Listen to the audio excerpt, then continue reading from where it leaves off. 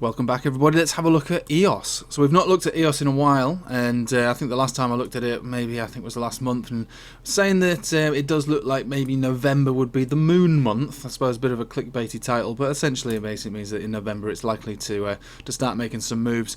Now, second to that, if you're in my Telegram, you might have we share price charts all the time, and one of our members, Lewis, said to me, "Have you checked this out?" And he's right. We've got a very nice rounded bottom that goes back all the way to 2019 on EOS's chart here. Now, it doesn't necessarily mean that it's going to go straight up to the moon, but it definitely has some decent relevance to finding essentially where bottoms could form. Now, there has been moments, very few though, where we stabbed down below this curved level of support recently as well. But again, recently in September has been a bit of a mad month. But this also corresponds to what could be potentially, and again, this is EOS we're talking about, so let's not get too overexcited, a multi-year, or basically in its entire lifespan, low forming, right? And normally when you see these sort of things like this, you could interpret it in two ways. You could look at it and go, oh god, we're about to break down, or you could look at it and go, right, it's do or die. It's now or never. Let's go for it. Let's try it. This is EOS versus Bitcoin. Essentially, one of the most wrecked charts of top cap altcoins ever to exist. 96, almost 97% down from the top to the bottom.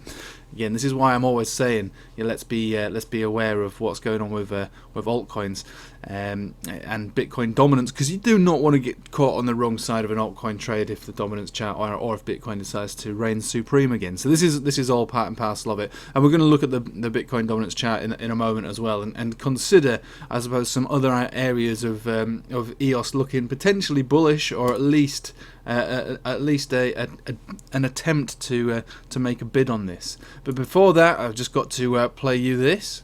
So this video is sponsored by Pionex, one of the exchanges I use all the time. It's one of the main crypto brokers to Binance, so the volume is very high. The main thing that sets them apart though is that you can use free trading bots, a variety all designed to benefit from different market behaviours, whether that's up, down or sideways. You'll get 20% off all your trading fees for life with my link in the description. And if you join the Telegram, a lot of us already use it, so if you've got questions we can try and help you out.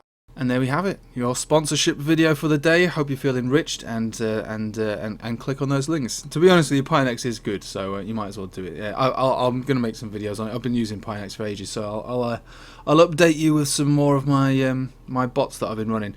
Right, so what I was saying is that if we look at this, it is a do or die. This chart in itself does not look happy versus its momentum. Its momentum is facing to the down. There's no real other way to cut it until we start to at least reclaim these moving averages on the daily, that is. If we go to the 4 hourly, it's going to look pretty much the same, I have to say.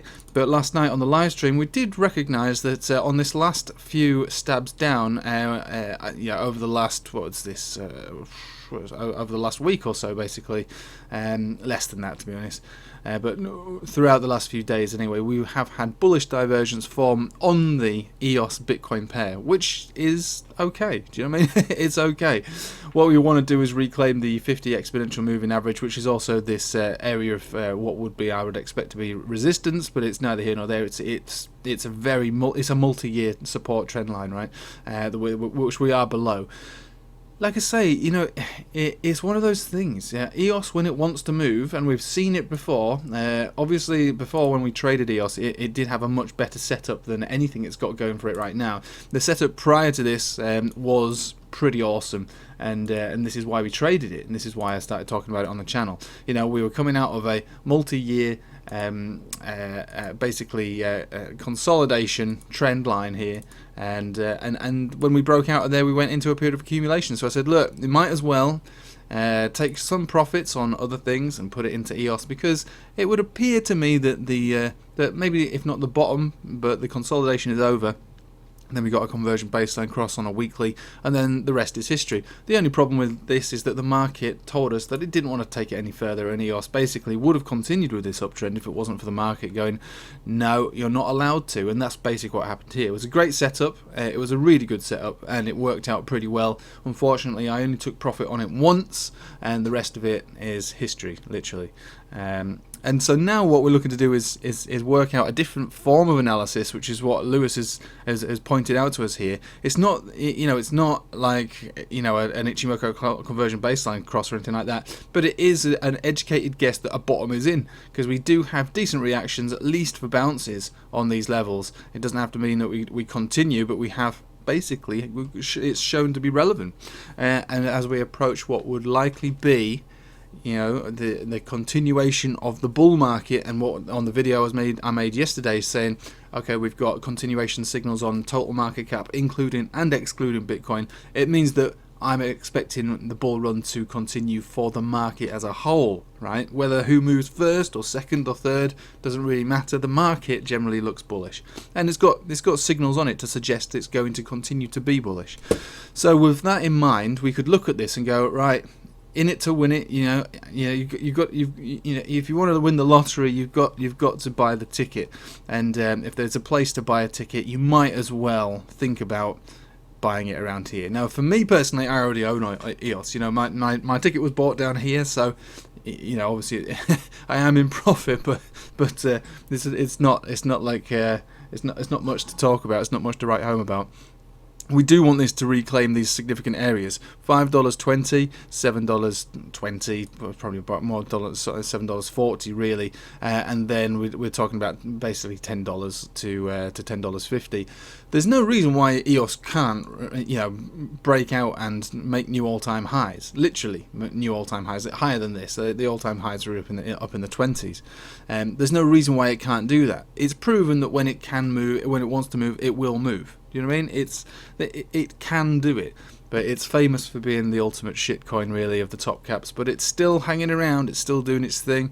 There is a bullish exchange, which is due to be launched at some point this year, and through association, that might actually help the token move.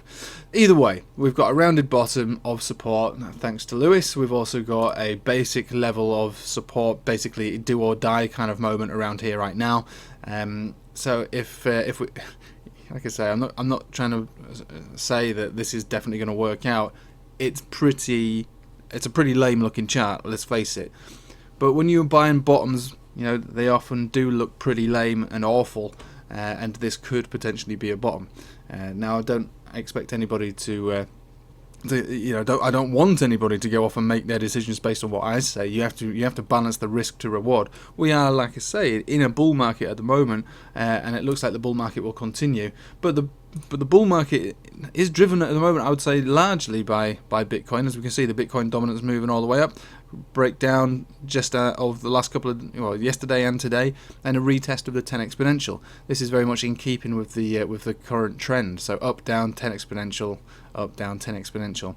Now we could break down from here, and alts could surpass Bitcoin in their gains, or we could continue with this trend and continue up. This doesn't mean necessarily that altcoins will lose money, but it does mean that they might lose sats, which means that this multi-year support trend line, which again is pretty rough and ready. I mean, you really have to zoom in if you really want to catch the lows. I mean, we are already making new lows. We have made a new low, but it's so low that it's just a rough guided area. We're 96% down from the top. Come on, guys, let's face it. Let's face it. But like I say, I still believe that EOS will work out, and like I say, whether it trends with Bitcoin slowly and moves up, or it outperforms Bitcoin because the chart proves that the bottom's in and it gains momentum.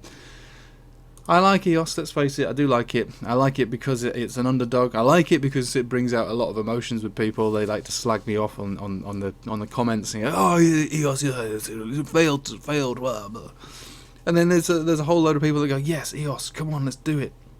At the end of the day, it's about balancing your risk to reward, and that's what this trade was in the first place. Risk to reward was great. There was more reward to risk. At this point here, I would probably say we're looking at the same kind of situation, although we don't have any bullish signals on it, like we did over here, especially after this first move up and the conversion baseline. We don't have the bullish signals on it, but we do have an educated guess that maybe a bottom has formed around these levels. And the good thing about a rounded bottom is if this does continue to be support like it has been since 2019. So this is the beginning of the bull run, more or less. Not far off. It was around April, really, March, April, where the bull run began. This is still bull run territory. if this continues to be support, the support is going up quite steep. Do you know what I mean? And so it looks to me like a bit of a no-brainer, but it's also one that you shouldn't be expecting, dozens of X's out of this. You might be lucky to get a few 100% out of this. At best, we'll be looking to reach our previous all-time high, which is, from what I remember, around between 22 and 24. But that again is relatively hopey. To try and work out where it's going to go from here is impossible. What we're looking to think about, as in price targets, is impossible. What we're trying to consider is this going to break down from here? And so far, it hasn't. Yeah, it hasn't. Over since 2019 till just this last week, hasn't broken down closed candle bodies below there really. So yeah, thanks to our Telegram. Like I say, you've got to join the Telegram to enjoy the community. It's best to be part of a community, especially when you've got like talented analysis and other traders that do offer decent contributions that will get missed by me and other people. So it was a very nice observation here, and one that I would hold a lot of weight onto. So join the Telegram for more of that, and hope you have a nice day. Take it easy.